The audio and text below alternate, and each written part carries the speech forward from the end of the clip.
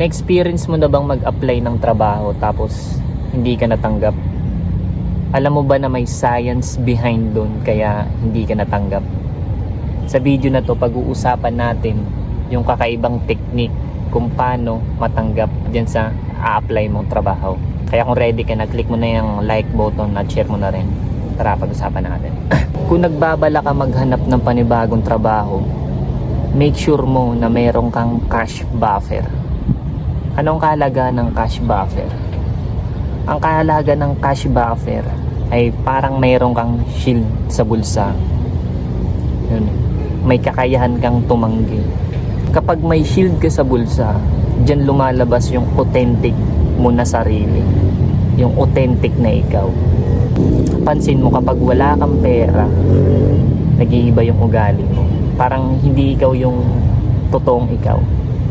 Kasi nasa survival mode ka. Yun. Kaya yan yung reason kaya hindi ka natatanggap sa trabaho, sa ina-apply mong trabaho. Kasi hindi ka totoo sa sarili mo. Para kanyang nag-grocery ng gutom ka. Thirsty ka eh. Kaya nasisense nila yan ng kausap mo na ay nakakaibang enerhiya nito eh. Parang ano, parang needy. Pansin mo kapag nag-grocery ka ng gutom ka, anong makukuha mo? Maling pagkain.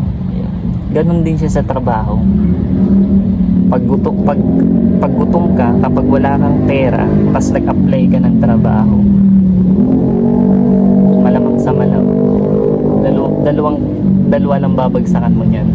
Hindi ka matatanggap sa trabaho or maling trabaho ang makukuha mo.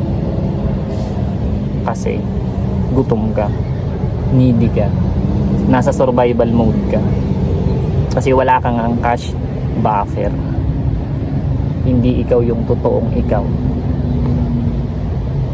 Nagigets mo?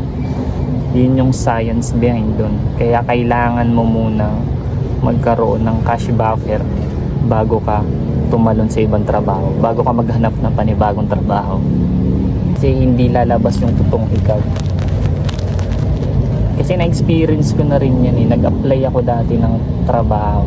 Tapos, as in zero ako. Zero. Parang nararamdaman rin nila na ano eh. Tangina, parang sahod lang ang ano nito eh. Kailangan. Yun yung science dun. Kaya kailangan mo talagang magkaroon muna ng floating fund.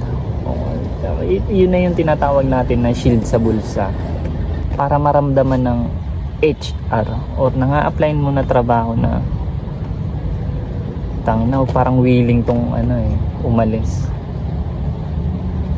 Kapag na-sense nila yun na parang hindi mo naman kailangan yung trabaho, doon ka nila kukunin or tatanggapin.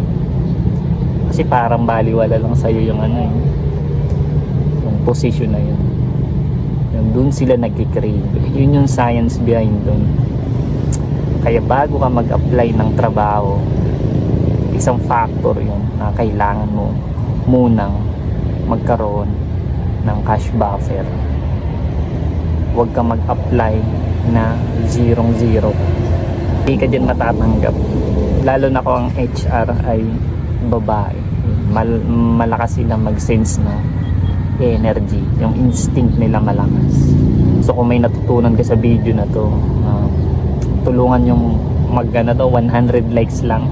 Okay na yun sa akin. Para makatulong sa algorithm. Para mapanood rin to ng mga viewer natin na hindi matanggap-tanggap sa trabaho.